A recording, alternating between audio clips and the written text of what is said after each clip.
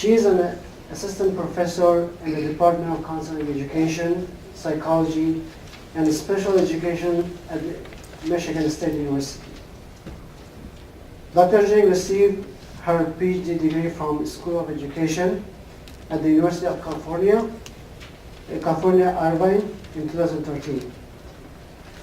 Her research focuses on new technologies and students' language and literacy development, as well as educational program evaluation.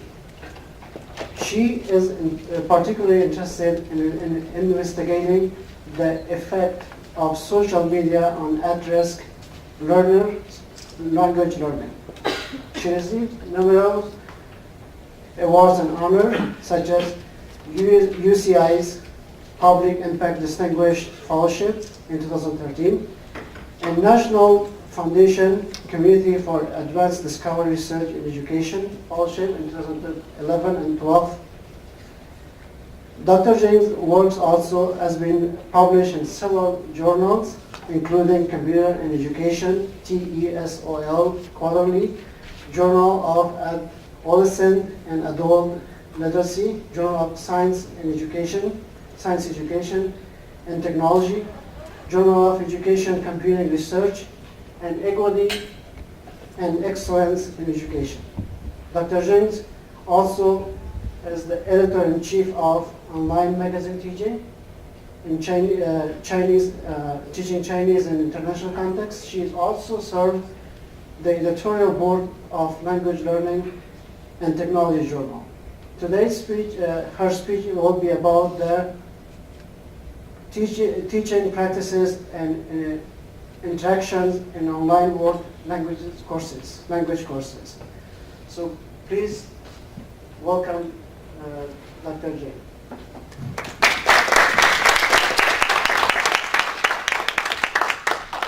you very much. Good afternoon, everyone. So today it's a great pleasure to be here. My talk is focused on online teaching, mainly covering topics about online teaching practices, teachers' teaching experience change from face-to-face to online settings, the professional development they received and expected to receive, as well as online interactions in world language courses in Michigan Virtual School. So I will begin with some background information. The internet has enabled the delivery of instruction at lower cost than in face-to-face settings, thus providing more opportunities for students to take courses online. An estimated 1.8 million students were enrolled in distance education courses in U.S. K-12 school districts in 2009 to 10, and 74 of them were among high school students. According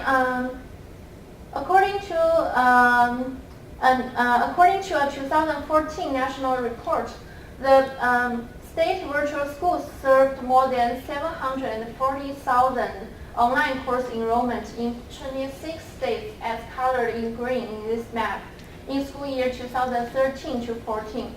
And we can see from this map, the first one, which is the largest one, is the Florida Virtual School.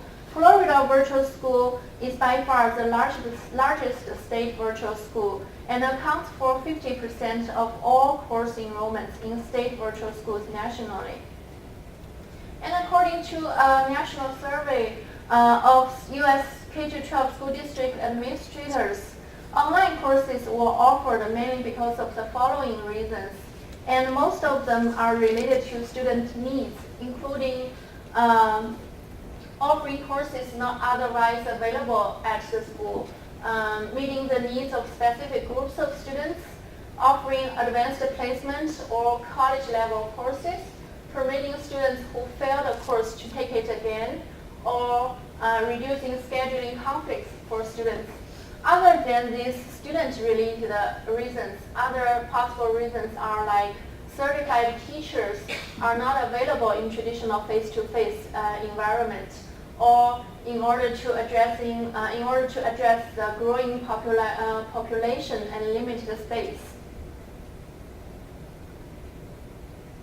So concluding from these reasons of offering online courses, the mission of online education are usually to expand educational access, provide curriculum choices, offer high-quality learning resources, or achieve administrative efficacy. With the growing needs of online learning and the growing popularity of students taking online courses, the quality of online teaching has become a primary concern for administrators, educators, students, and parents. Increasingly, teachers need to be able to design virtual course materials and to engage students using communicative technologies. And because interaction and communication are at the heart of language learning, these new teaching skills are especially crucial for online language instructors. However, little research has examined online language teachers' teaching practices, and even less has focused on how to better prepare teachers for online language teaching. So today my talk will focus on 4 parts related to online language teaching. First, I will talk about the teaching practices of online language teachers. Second, I will talk about how these online language teachers experience the transition from face-to-face teaching to online teaching. Third, I will talk about the professional development these online language teachers received and what additional training they desire to receive. And finally, I will talk about how teachers' teaching practice may affect students' interactions in online environment. So our research took place in Michigan Virtual School. In this school, middle and high school students took online courses because of several reasons, either to fulfill their graduation requirements or as elective courses or for credit recovery. 7 word language courses were provided in Michigan Virtual School, including Latin, Spanish, French, Japanese, German, Chinese, and American Sign Language. So for all courses except Chinese, these teachers are Michigan certified, highly qualified online instructors who have proven proficiency in this language and also have innovative skills in engaging online learners. Chinese course is a little bit different. Because Michigan Virtual School has a partnership with Confucius Institute at Michigan State University, so selected by Confucius Institute headquarters in China, all these teachers are native Mandarin speakers with a degree in teaching Chinese as a second language. While some online instructors design their own courses, such as American Sign Language and Chinese, many courses purchase content from another company, and Michigan Virtual School purchases courses from Middlebury Interactive Language, Florida Virtual School, and Adventure Learning. The pedagogy of Middlebury Interactive Language is more focused on real-world tasks involving communication in this target language. Both Florida Virtual School and Adventure Learning provide courses that more focused on a traditional and grammar-based approach. Also, for the course format is quite different. So all courses except Chinese is taken asynchronously, and students are self-adaptive, which means that students could choose their own pace in learning. So once they finish one module, they could move to the next one. And for some students, they could finish their courses on a week-by-week basis. But for students having a different learning style, they can also finish their course intensively during a week. And accordingly, the teachers could grade students' assignment either week by week or intensively during a short period of time. Chinese language is different. For Chinese language, teachers offer a synchronous lab session. It's a 15-minute lab session every week. And besides the lab session, 2 assignments before were provided for students to preview the course content.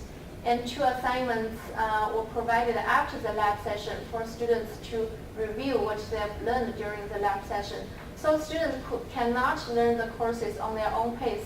For all students, the pace is the same, it's week by week. And the technology needed for students' online learning is usually quite simple.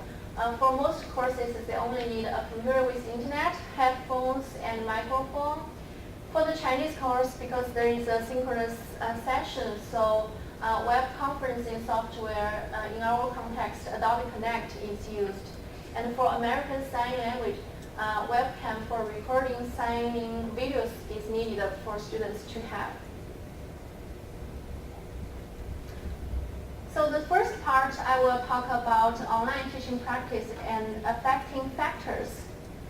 Anderson and his colleagues examined the multiple functioning of teachers in online courses and proposed 3 types of teaching presence, including instructional design and organization, direct instruction, and scaffolding discussion. The first category focuses on the process of designing and planning curriculum materials for online courses.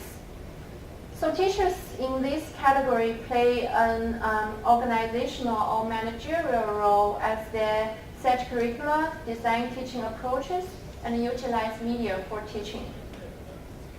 In online language courses, teachers need to design their course incorporating a wide range of technologies. So teachers sometimes provide online videos to engage students in learning, to provide the correct and authentic pronunciation of certain words or sentences, or to introduce the culture of this language. Discussion board is sometimes used to promote the interaction between students and also between student and the teacher, and to promote students' written communication. Collaborative tools could be also used in online teaching to promote students' collaborative writing, such as Wiki and Google Docs. The second category is direct instruction.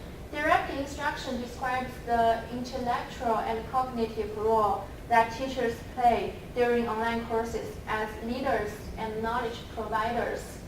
Teachers need to change their position on direct instruction in online classes from knowledge giver to knowledge guide, and I will talk more about this role change later. So the third category of teaching presence is facilitating discourse.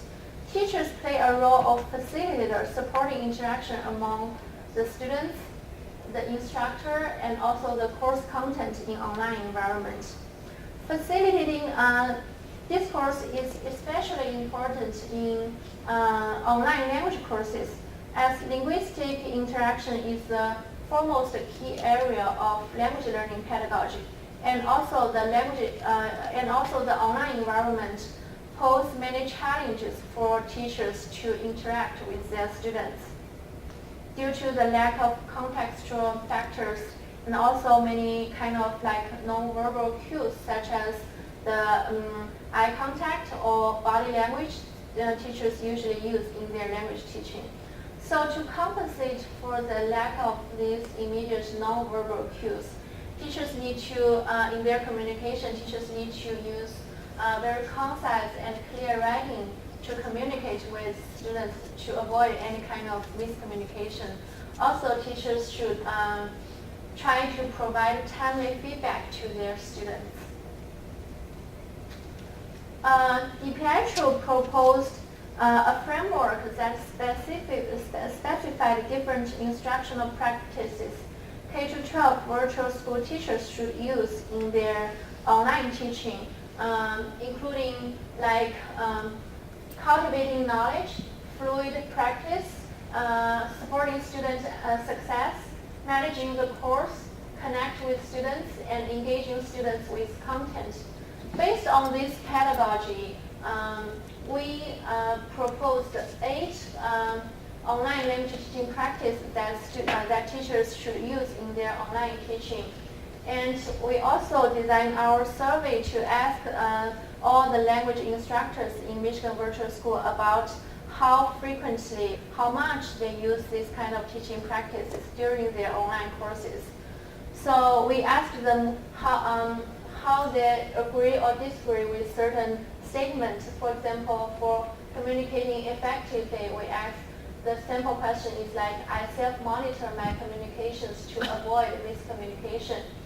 For guiding students' knowledge, a sample question is, I help students make connections between content and their lives.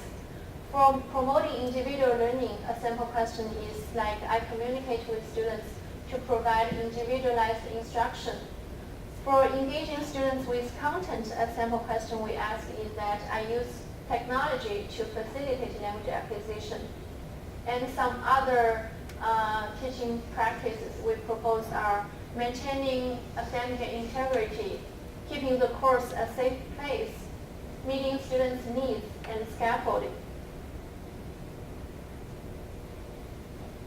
So this is the result of our survey feedback and survey response.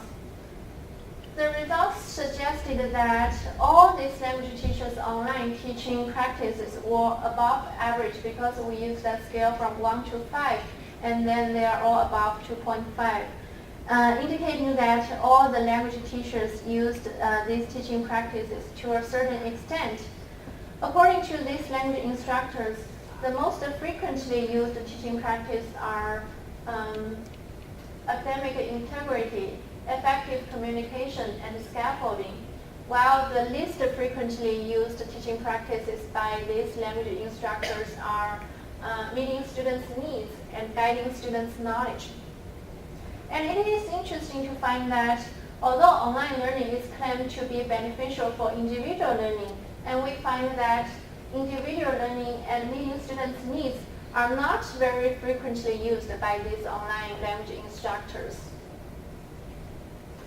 So we're wondering, because these are 8 very specific teaching practices, we're wondering whether these 8 teaching practices belong to any larger domain. So exploratory factor analysis was used to see whether they belong to any larger factors.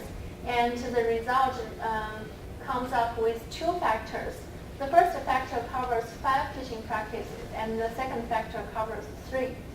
So the 5 teaching practices that fall into the first factor are guiding student knowledge, promoting individual learning, engaging students with content, meeting students' needs, and scaffolding.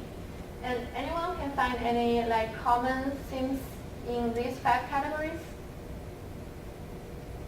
So these 5 are all about students because they almost all have students in this category.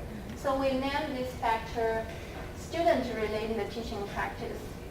And the other 3 teaching practices that fall into the second factor are communicating effectively, maintaining academic integrity, and keeping the course a safe place. And we name it as environment-related teaching practice.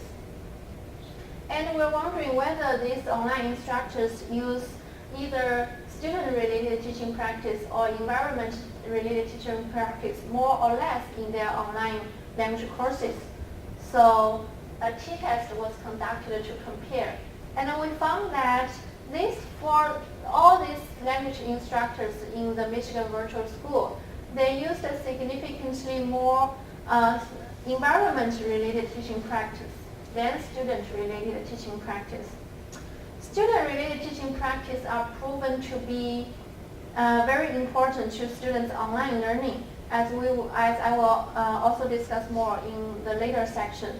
So our suggestion is that teachers should use more of these teaching practices in their online teaching.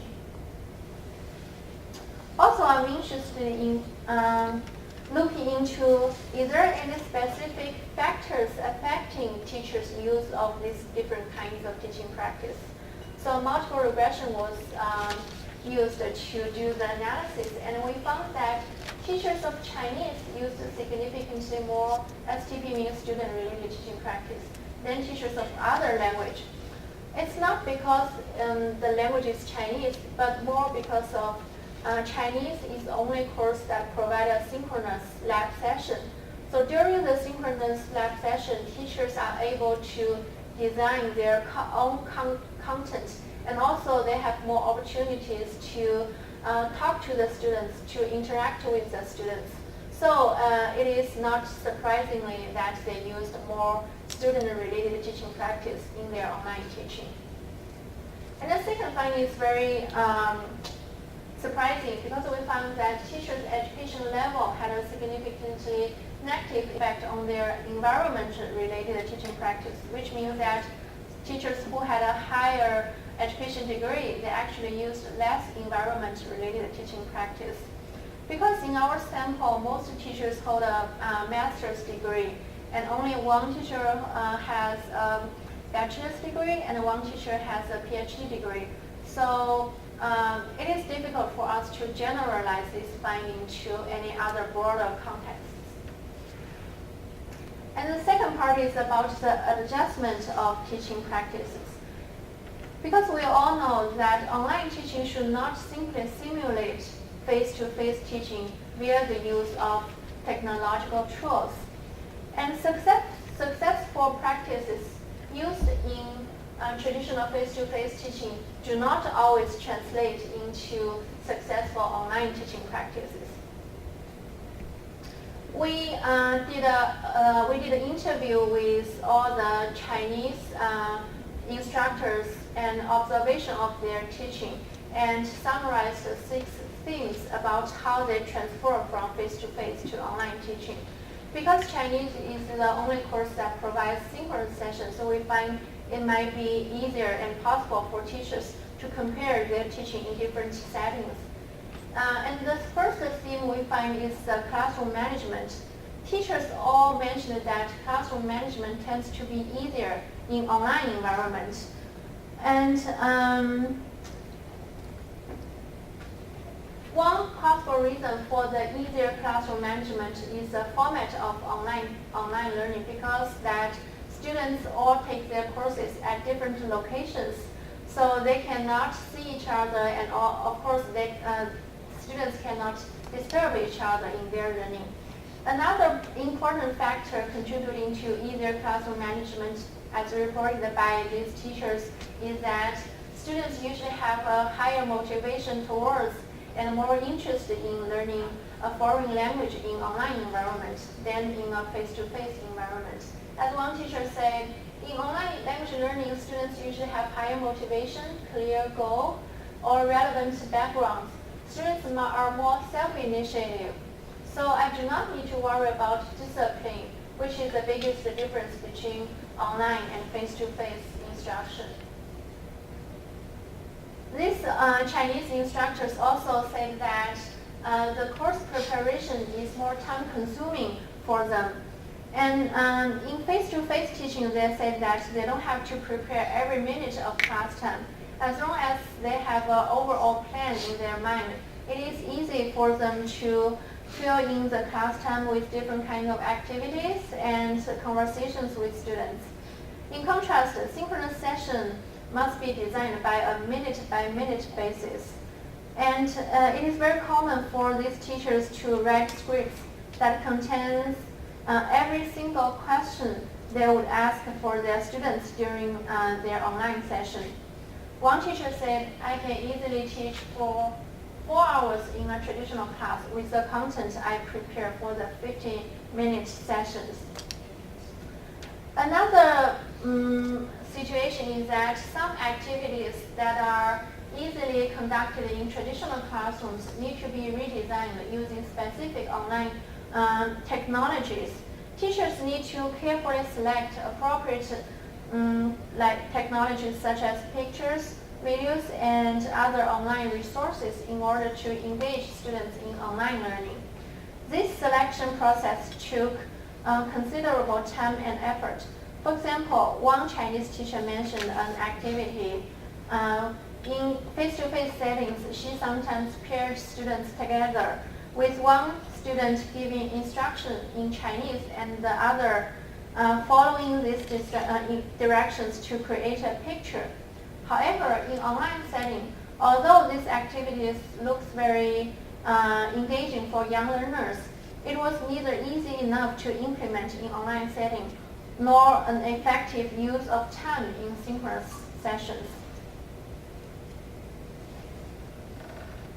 This also resulted in the use of more multimodal presentation in online learning. In traditional classrooms, language teachers use a huge amount of body language to help with their teaching. Due to the lack of body language and eye contact in online environment, teachers need to incorporate multimodal instructional presentations in their online teaching. The very basic technology they use is PowerPoint with multimedia. One teacher said we should prepare slides that have abundant content and use multiple media as you want to draw students' attention. Teachers also use different kinds of video and audio recording. For example, the synchronous lab session Chinese teachers had, they always video record all these sessions. If some students they had to miss a certain lab session, they don't have to worry about it because they can always go into their learning management system and then retrieve these online videos so they can continue their learning without missing a class. Sometimes teachers also use audio recording. For example, ask students to record their pronunciation or their speaking, and then teachers could see whether these pronunciations are correct, and then could provide feedback for the students to improve their speaking. And also sometimes teachers will record their own pronunciation, their own speaking, to provide a correct and authentic example for students. Besides these basic technologies, sometimes teachers also use social media to engage students. For example, there is a Chinese teacher who majors in Chinese history. He creates a class blog, and in this blog, he usually posts related Chinese history stories for students to read. In this way, students interested in learning not only the language itself, but also the cultural is greatly increased. Different from traditional teaching, the online Chinese course is more like an online flipped classroom because it's a 2+1+2 teaching mode. As teachers, as there are 2 assignments for students to finish before the lab session for preview, 1 synchronous lab session every week, and 2 assignments for review. So because of this teaching mode, students cannot come to the class without any preparation. They have to prepare. They have to prepare during the 2 preview sessions to learn the materials on their own. If they don't prepare, they have nothing to practice during the lab session. And the purpose of the lab session was not only to for the delivery of content knowledge, it is more to provide opportunities for students to practice and communicate with each other using the target language. And this also leads to the teacher's role change, because in this mode, teachers is not really a knowledge giver, but more of a knowledge guide role. As one teacher described, the content and instruction is available 24/7. So as an instructor, I'm all freed up because all the materials is online. And my position or my role is not delivering of content. It's already been done. The role is completely different.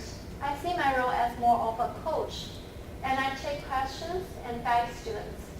I'm freed up to sit back and watch how students are interacting. From there, I can offer students some more supplemental instruction.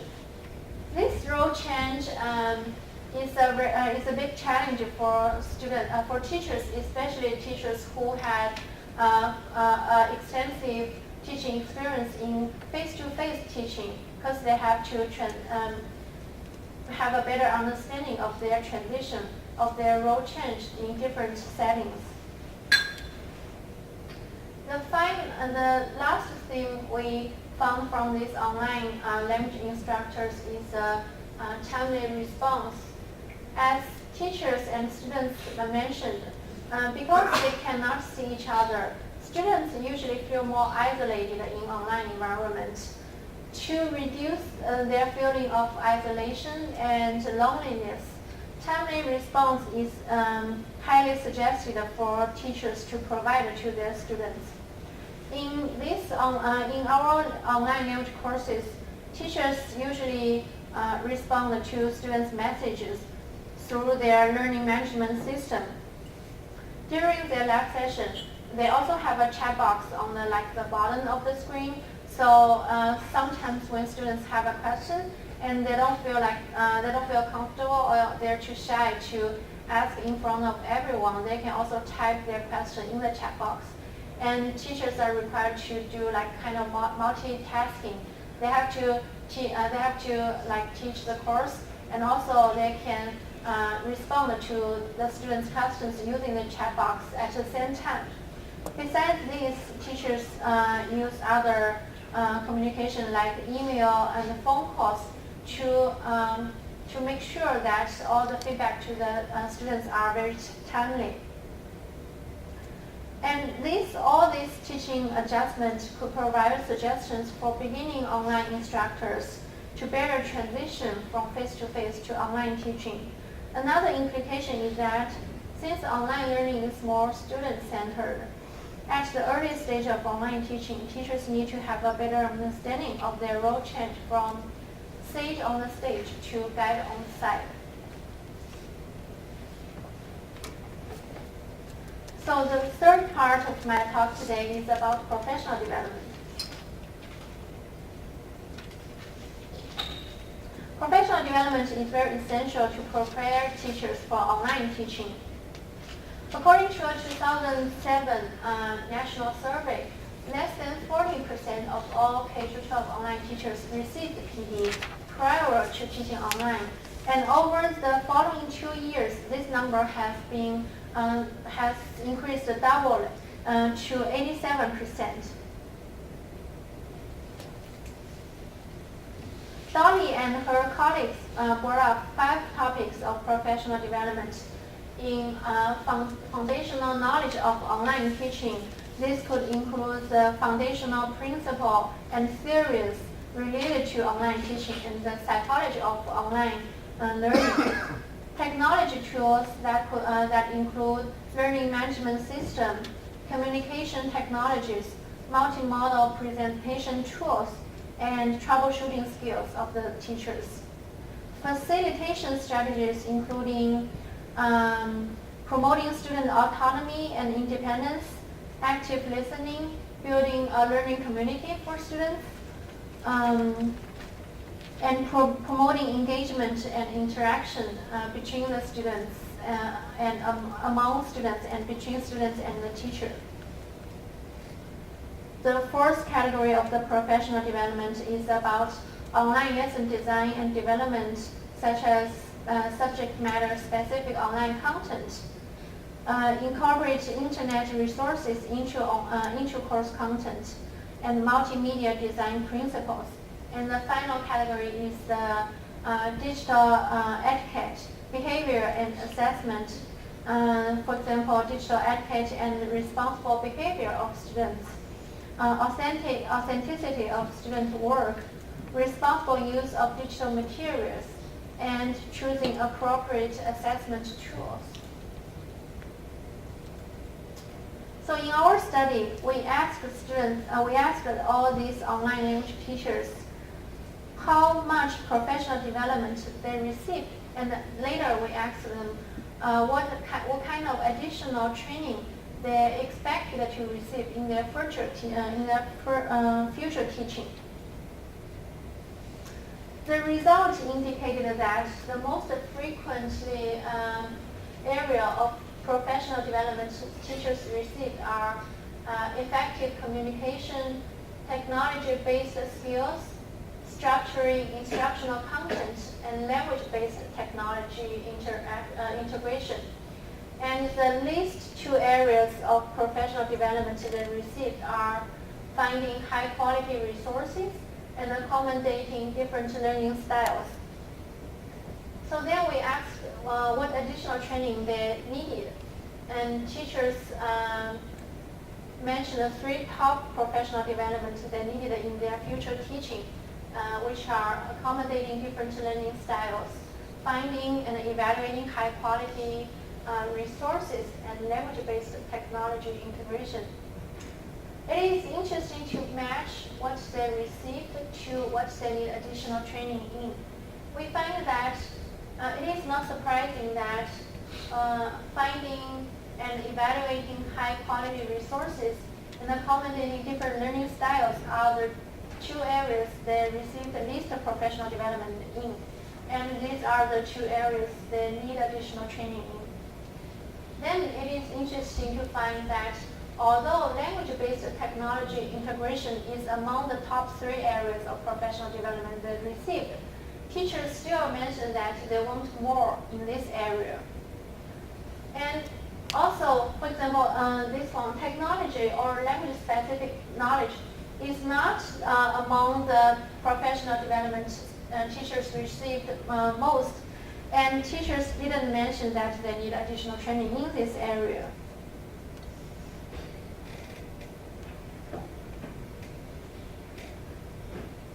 So this tells us that language-based technology integration is of essential importance among all areas of professional development provided for teachers. When preparing teachers for teaching online, we should provide them with more PD in this area. And administrators need to remember that most online instructors have extensive teaching experience in face-to-face setting. Therefore, they don't need much training in content knowledge. What they really need is what Misha and Kayla proposed, TPAC, which means technological, pedagogical content knowledge.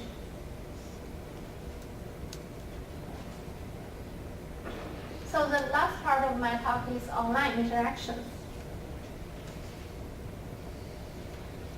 As we know, in face-to-face language classrooms, interaction usually happens through a lot of verbal and non-verbal cues. Online environment changes the fundamental nature of interactions between the teacher, the content, and students. Interaction in online learning is significantly related to student learning outcomes. So it is important to examine the different kind of interactions in online environment.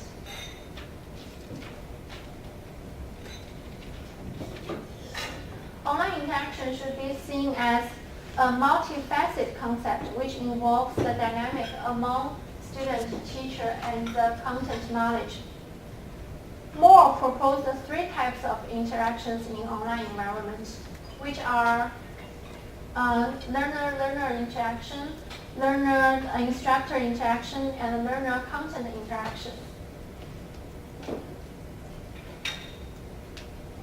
According to social culture theories, learner-learner interaction is beneficial for cognitive development, students' motivational support, and language learning. I missed language learning in that sense. And a high frequency and high quality of learner-instructor interaction is essential to successful online learning. In online environment, both learner-learner and learner-instructor interactions can happen either synchronously via video conferencing or online chats, or asynchronously via email exchange, discussion boards, and so forth. When learners interact with learning materials or they participate in task-oriented activities, we call it learner-content interaction. It has come to be considered the basic form of interaction in online learning. From a social constructive perspective, this kind of interaction, learner-content instruction, initiates learners' deductive conversation, reinforcing students' role as creators of knowledge.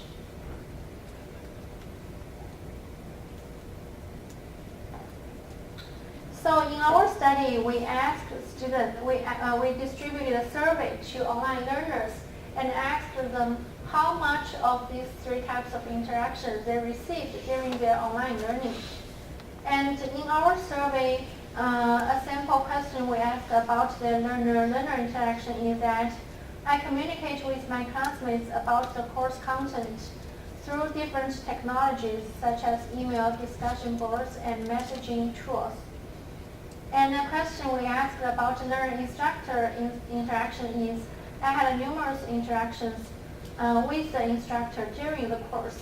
And finally, a learner content interaction, a sample survey question is that online course materials stimulated my interest for this course. Okay, this is the result of students' self-reported interactions. So this survey is on a scale of 1 to 7. 1 is that students feel not very true at all of me. And 7 is that the statement is very true of me. And the results suggested that the least interaction students had during the online course is learner-learner interaction. While both learner-instructor and the learner-content interaction were above average, one is 4.56 and the other one is 4.19 respectively.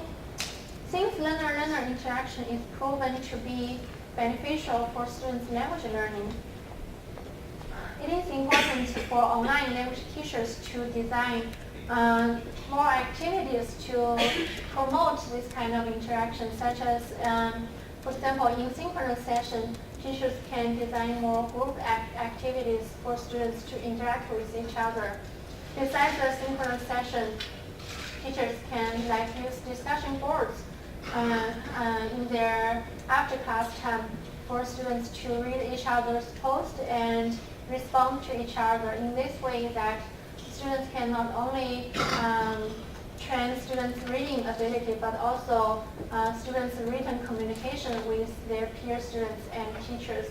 And this kind of written communication with peers and teachers are proven to be very beneficial for students' language learning, not only, no matter in face-to-face or in online settings. So,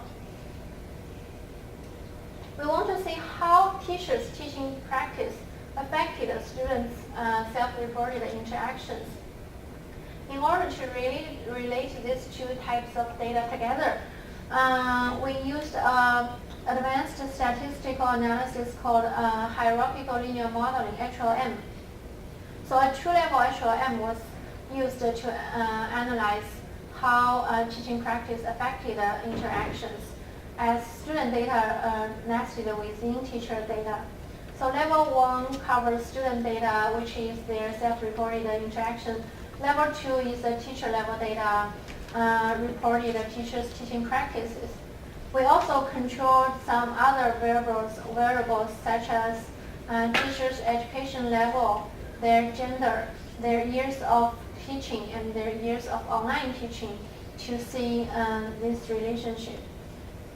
And our analysis suggested that overall teaching practice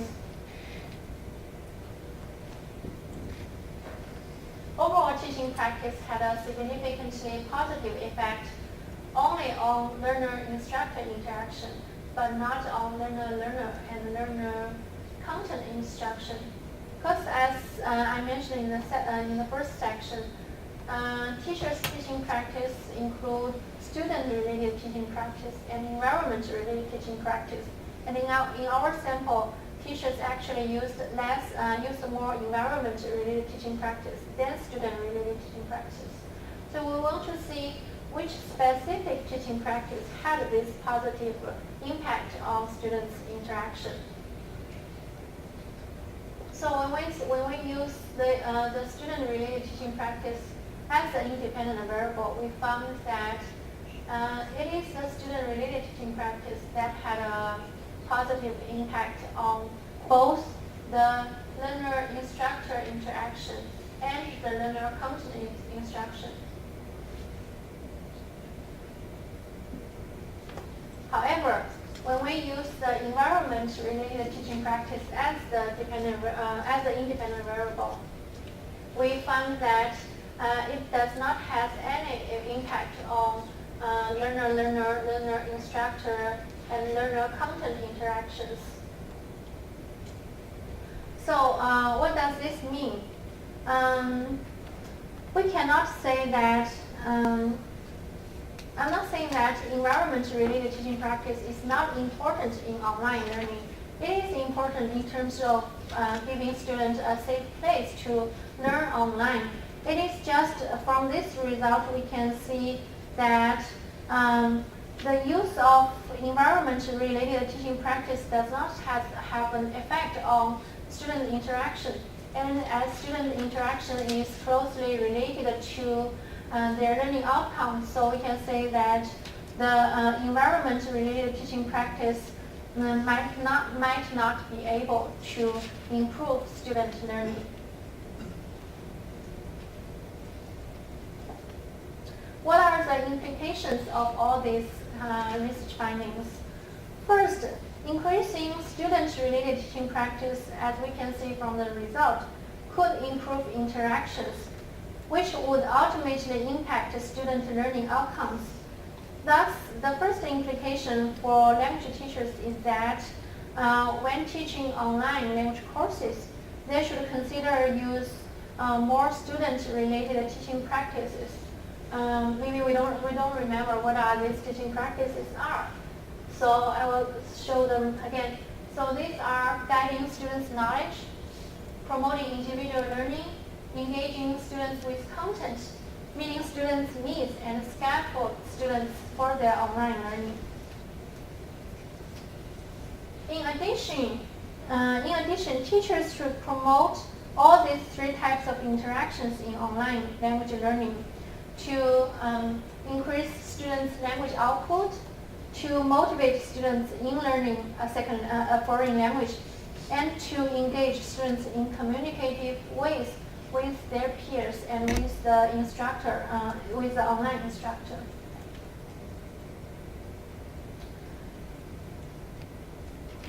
Also, in online language learning, teachers should realize their role change from knowledge provider to knowledge guide, or more to the position of a facilitator. So when designing their curriculum, teachers should use those teaching approaches to better scaffold students in their language learning. And in this way, teachers should consider incorporating more communicative technologies, such as different kinds of social media. As we say, teachers could use discussion boards to engage students in interaction. Teachers could also use other tools such as VoiceThread. For example, VoiceThread is a tool that students could record their audio recording and post it to online, and then students and the teacher could respond to this their audio recording. In this way, that both students and teachers can have certain kinds of communication. Finally, the implication is for administrators or educators when designing professional development for teachers. So for educators, when providing professional development for online language teachers, there are many important areas, as we mentioned. For example, technology to provide professional development in the area of technology tools, or the content knowledge, or the designing course. Among all these important areas, great emphasis should be put on language-based technology integration, because this is the area that teachers, or even though they received a lot of training in, they still desire more training in this area. So this is my talk, and if you have any questions, or you want to see a copy of our publication, you can contact me. Thank you. We have 10 minutes for questions.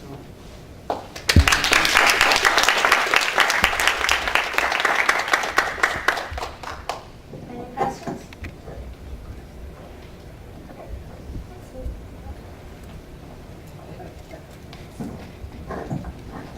you very much for your presentation. It strikes me, and it's something that we've thought about a lot too, is that to be a good online or distance teacher, you just need to be a good teacher. So the pedagogies that you're describing are essentially all the attributes that we want a good language classroom teacher to have to begin with. I mean, we don't want people to impart knowledge. We want people to be facilitators. We want people to engage students in authentic interactions. So in a way, I think what we might want to think about is how can we work with online teachers to maybe front the pedagogy before we really worry about the technology. Is that something that you've also thought about? Definitely. Yeah, as you said, so in order to be a successful online teacher, you have to be a good teacher first. So pedagogy is always the very important, like before familiarizing them with all different kinds of technologies, they had to be like good at the pedagogy. Yeah, definitely. I have a microphone here. I'll ask you just like quick some technical questions, if you don't mind. So you ran a HLM to answer one of your research questions, and you have a 2 levels, students and teacher. Did you find any effects at this level? It's like, well, the data is kind of embedded under teachers and students, right? So that's why you ran HLM. Right. Any like teacher-specific effect there? You mean other variables? Right. Yeah. Yes, we I don't remember whether I talked about this slide. We controlled for a lot of like teacher variables. Yes, here.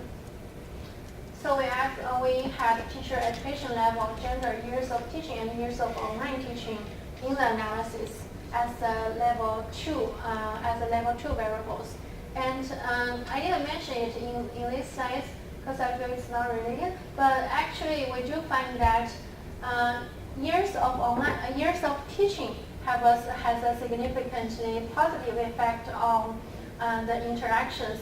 So this says that teachers who have more teaching experience, it's not online teaching actually. Interestingly, it's not the years of online teaching that affected the interactions. It's the years of teaching affected the interactions. So teachers who had more teaching experience, they may know better about as we said, about the pedagogy.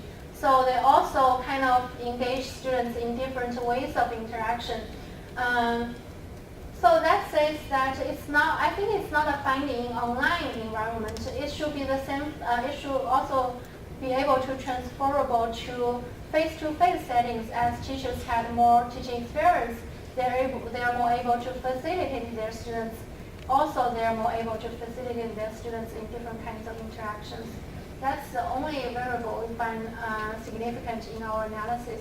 Other than that, we also, for level 1 data, we also included many other student variables. I didn't say it here, including students' motivation, the learning strategies they used in online learning, and we have the finding in another paper, but if you're interested, we can talk more about it.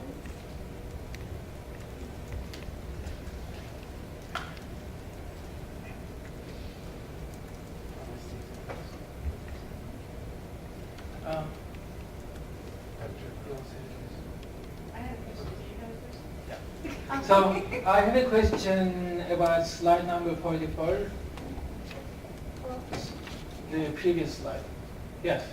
So for example, here we see that learner-learner interaction is less in an online platform than other types of interaction.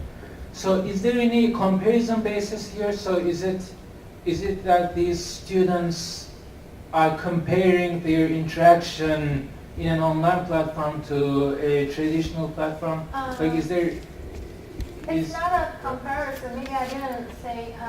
But do you think independently that is going on? So maybe in their minds, they feel like, in comparison to a classroom environment, For there is example, less. the learner-learner interaction, we simply ask the students to rate this statement, how much they agree or disagree with this statement.